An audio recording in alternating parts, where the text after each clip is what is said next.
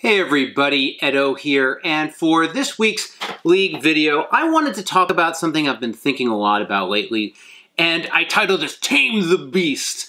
But in particular, what it's about is how to cope and deal with powerful, negative, aggressive emotions you have while working on a team, being a content creator, running a Kickstarter, and just sort of managing the rage while being a positive and wonderful part of society.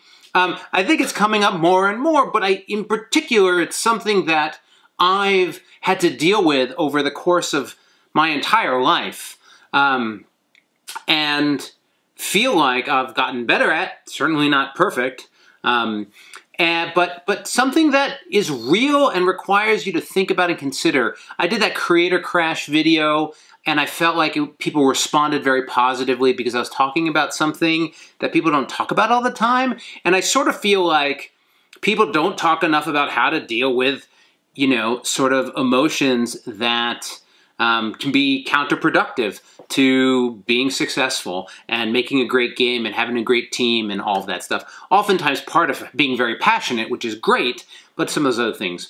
It also was interesting, I was at PAX South with the Skull Hollow team, and one of the things that Keith said was, he called me the Bob Saget of YouTube reviews or video games or whatever, or board games. But basically, and Manny Tremblay had said the same thing in that, in person, I'm a little bit different than I am on camera. Like, at a minimum, I curse a lot, but, I'm just very excited and loud and gruff and direct. I'm from New York originally, and I think it's something that's always there, but maybe I don't present it on camera all that much.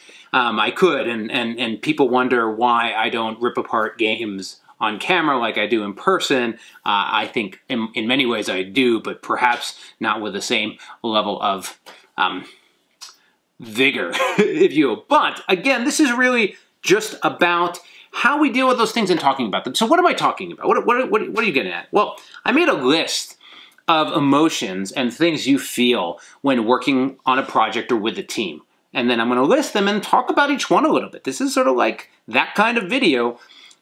Jealousy, paranoia, worry, anger, frustration, lack of control, depression, and despair. Like, those are big words with all sorts of baggage and meaning, but I really feel that a lot of creators and builders and makers and probably just about everyone in society grapples with these emotions on a regular basis, and you have to sort of tame that beast and keep it under control because it can drive you mad or insane or really tank efforts and projects. And it's just tough. It's tough to deal with and manage. Let's just go through and I can talk a little bit about what I'm thinking of. Jealousy. This comes up a lot when you are going to do a Kickstarter, working on a project, and you see some game that has incredible art, or you see some game that has just, you play it and you're like, that's so much better. Sort of, wow, I wish I could have had that game or done that design. Or even oftentimes as a content creator, you see another content creator, or on Kickstarter, or I guess anywhere in entertainment, getting success that you haven't. You see a content creator who started after you and now has 5 times the amount of viewers. You see a board game that looks like it was put together quickly and suddenly it is a $150,000 campaign.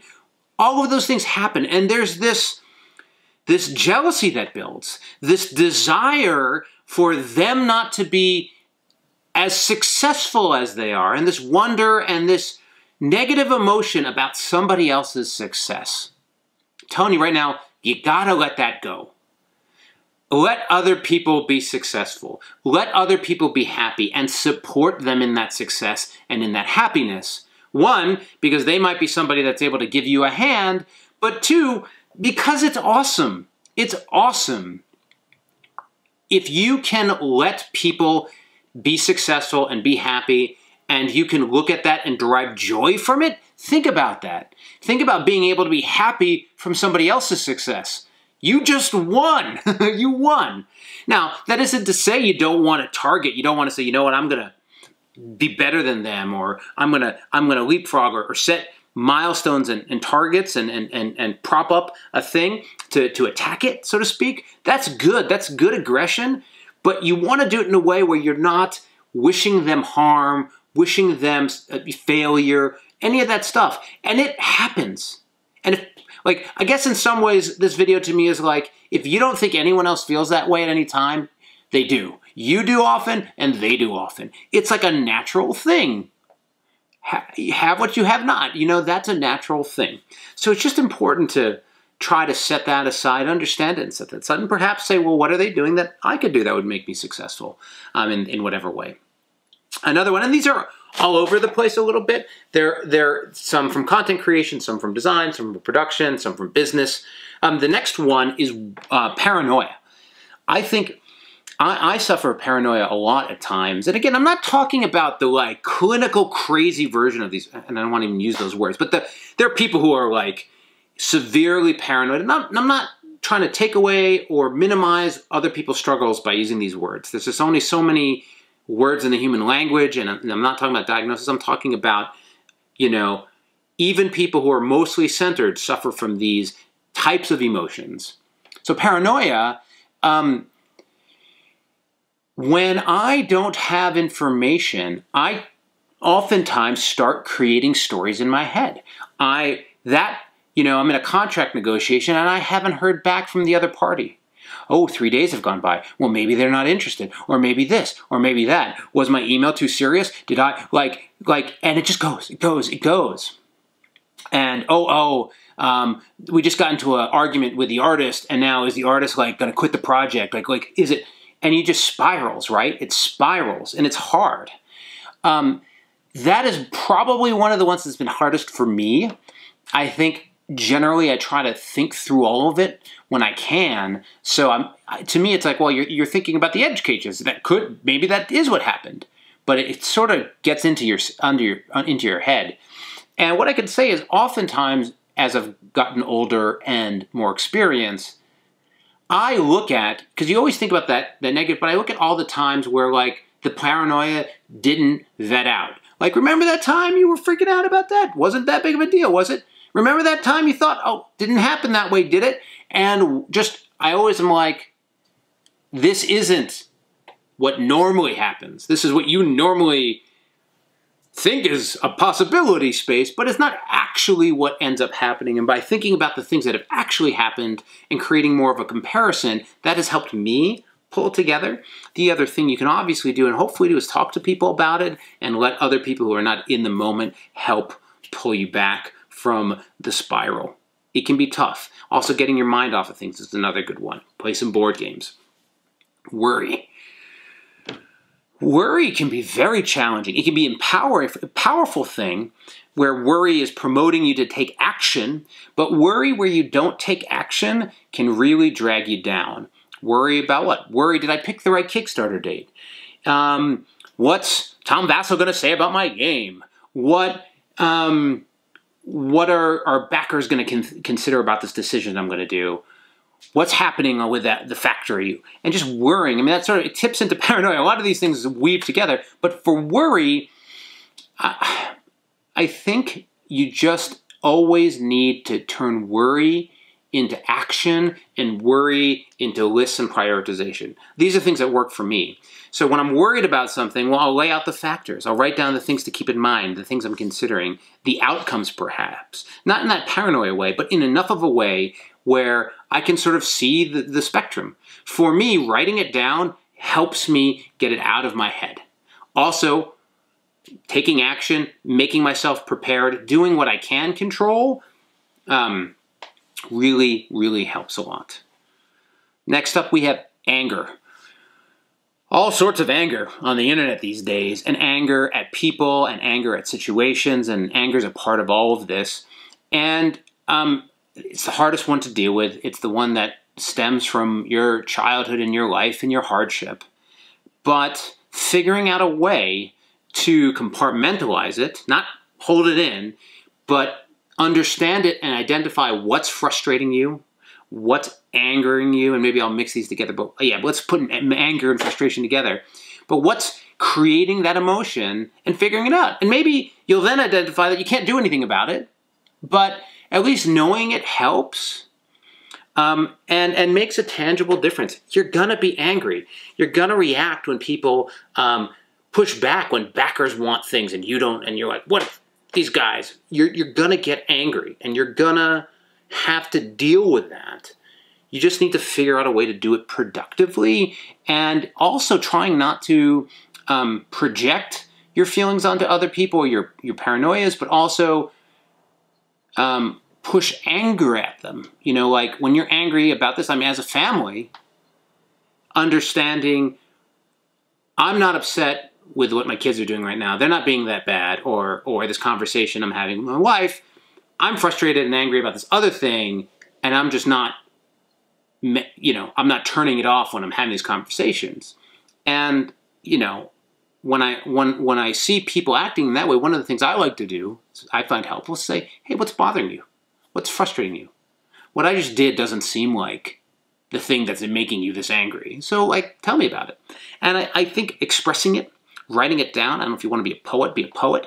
And then also then thinking about how to productively deal with that situation, that sort of lines into frustration. Product development, management, execution is just all filled with frustration, right? Frustration, something's not done. Frustration, something's not ready. Frustrated that the ship's delayed. That this, that. There's all these things that fit this next category, which is lack of control. I think so many people are affected by control and having it, and this isn't true for everyone. It depends on what type of personality you are, right? Like I can't, I'm me, you're you, but I think a lot of times you can think about a situation and be like, well, really what's bugging me here is I don't know what's going on, or I'm not making the decision, or there's this other stuff going on. And it's that lack of control that really drives at a lot of these things. And even in that jealousy category, I don't control viewers. I don't control interest in my channel. You know, I just have to appreciate that if you build it, they will come, right? Like, so I think that kind of thing is really important. And to, again, identify what's frustrating you, identify the situation, think about how you can expose it, write it out, make a list, talk to somebody, and then be proactive to address it. Be proactive to fix it. But really, you do want to work towards, like, one of the things that I think about when I can't control another situation, I say, well, what can I control here? How can I manage myself? And that's helpful. The last two are tough as well. Depression, right? And again, I talked about this in my other video. I'm not necessarily, though I think there are people clinically depressed, and it's a very strong word and strong meaning. And I don't want to I don't want to diminish it, that full-blown life-halting depression. But I do think there are categories that I would use the word depression to describe, where people, whether it's creator crash, or when something's not going your way, or when you post something you think everyone is going to be interested with, when a couple people respond to a tweet with a really nasty jab at you and you don't even know who they are, like, you can get depressed, you can get down, you can get low. And in those times you can sort of get lower and lower, and depression with a feeling of lack of control can sort of drive to sort of despair, that sort of endless, nothing's going my way, I can't fix it. This is, and sometimes it's a micro thing about nothing important, and sometimes it really is a bad situation. You did a Kickstarter campaign and run out of money, and now you don't know how to fulfill, and everyone's getting mad and asking for refunds, and there can be bad situations you're dealing with. Sometimes you can be rightfully angry, rightfully frustrated, rightfully despairing. But pulling it together and having a positive outlook and attitude, and thinking about what you can do, what you're capable of, can help pull you through. communication, talking to other people, engaging your family, engaging your friends, trying to think of alternative solutions to the problem can really help. And so again, there are lots of people who are just dandy. I have come to believe that most people have challenges in their life, and to everyone, the degree of their challenge is real, whether or not it compares to people who are challenged more in any category, right? There are all sorts of challenges in life, emotional, physical, financial, cultural, all sorts of things that make it hard. And those are things that we need to talk about and address and fix and work on, and as a society improve those. But there are also things that from practice over time, just even thinking about myself, you can improve on, you can work on, you can pay attention to, and you can overcome. And I think the world is just better with people overcoming these hard emotions. So again, hopefully that was helpful. If not, thank you for watching anyway. And we'll get back on to the regularly scheduled Q&As and insider industry stuff in the coming weeks. Hey everybody, Edo here, and thanks for watching Gaming with Edo. Reviews over here on this playlist, League and Insider videos over here on this one. Subscribe, share, all that good stuff. But most importantly, play some great games. Thanks.